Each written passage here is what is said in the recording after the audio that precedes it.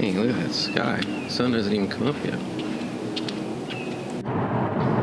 All right, ladies and gentlemen, boys and girls, it's 2025 and we have arrived. So I know I've been a bit of a stranger on here as of late. It's taken me quite a while to kind of get back into the groove of things, if you will. For some of you who don't know, my dad passed away in August from a long battle with cancer. And before that, he had some other health complications and stuff that just made his quality of life really hard. You know, internally with my family, where we were struggling and we were hurting, and I couldn't really get a lot of enjoyment out of last year, if I'm being completely honest. Wasn't really motivated to create anything. Wasn't very motivated to go practice, which meant when I went to go play, I would suck, which would not motivate me to film. But you know, time heals all wounds. You cherish the memories that you have, and you hold the ones that are still with you. You hold them a lot closer, and you gain an appreciation for a lot of things. And that's the biggest thing I think that's happened to me, is gaining an appreciation and gratitude for what I get to do every day, what I'm healthy enough and fit enough to do every day. And if I am healthy enough and fit to do what I love, which is golf, then I should do everything I can to maximize and optimize those opportunities. So that's what this year is going to be about. No more sitting on the couch, no more half-assing it. We're actually going to get good at golf. We're going to get our speed back. We're going to enter some competitions. I'm going to talk a little more on this channel because, believe it or not, yes, I do have a voice and I do talk from time to time. So I want to show you a little bit more of my personality, show a little bit more of my personal journey into growth and improvement. Something you can relate to, you know. I started 9 to 5 golf initially as a channel to show my improvement and show how someone with a normal job, no country club membership, just a married guy with a normal, you know, office job, how he could go about improving his golf. And you know, 2025, we're finally going to get back to the core of that. We're still going to have lots of course vlogs, still going to travel some great places. That's always going to be there. But this year is definitely going to be a lot more about my growth as a golfer, as a person, and more about the connections I make on the golf course with the different people I meet. So, first round of the year was all right. Shot 75, 4 over. Had 4 birdies, which is actually great for me. I usually get 1, maybe 2 birdies around if I'm lucky. Usually more of just a pile on the pars guy. But 4 birdies was nice. The putting was good, except the putting was kind of Jekyll and Hyde, or Jackal and Hyde. Shout out Big Chris. It was kind of an up and down round. And I just want to find out, how can I combine the consistency of when I play around where I'm just, you know, a lot of pars, kind of ho-hum golf. How can I combine that with the, I don't know how you say, with the flash of when I make the birdies, when I hit it close. Really just try and play boring golf, and that could lead to exciting golf. I don't know. Another quick update for the channel this year, since I'm going to be doing a little bit more, you know, everyday talking on and off course vlogs. Going to be doing a combination of camera and using my phone, just because it's a little bit quicker stuff. But, you know, quality's still going to be there whenever we're on the course, doing a full course vlog. But for these where I'm showing like a little bit of competition, a little bit of improvement, me on the range and stuff, we're just going to stick to the phone. All right, just to add another twist into things. It got so cold that my iPhone tripod mount that was in the trunk was essentially frozen solid. I couldn't unscrew it and get it onto my tripod, so gonna go handheld and gonna have to do some creative things to film, but I gotta film because look at this freaking place. So as it turns out, it's a lot harder to film yourself when you don't have a tripod, and it's really cold and frosty on the ground. And so I'll just talk about it now while we're walking up the 18th hole. Overall, not a bad round. I had a kind of a sloppy streak on the back 9 where I was hitting it off the toe, like really hard, just toe-eat chunk hooks. Cost me.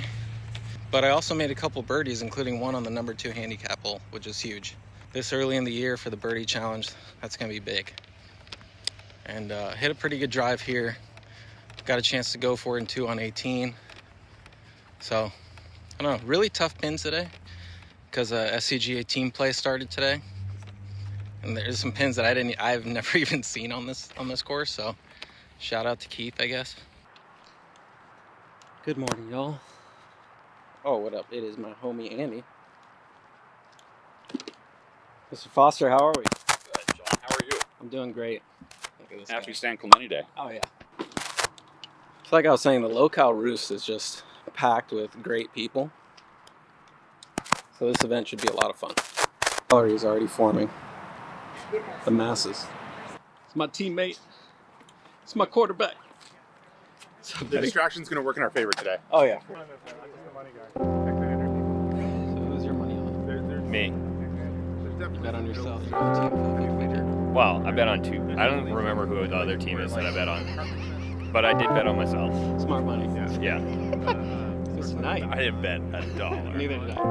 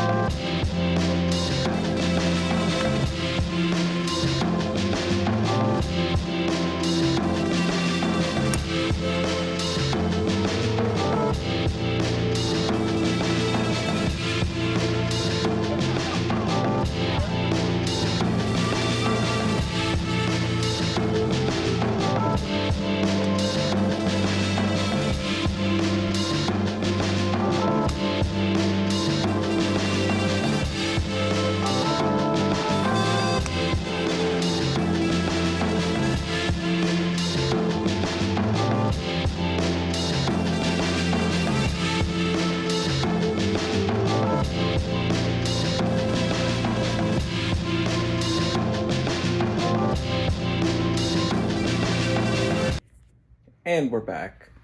As you can see, I'm no longer in California.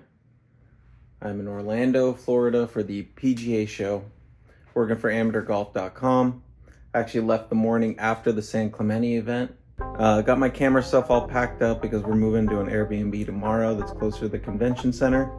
Gonna try and get some clips and stuff on my phone and maybe try and put some stuff up from my camera of what I've been filming throughout the week.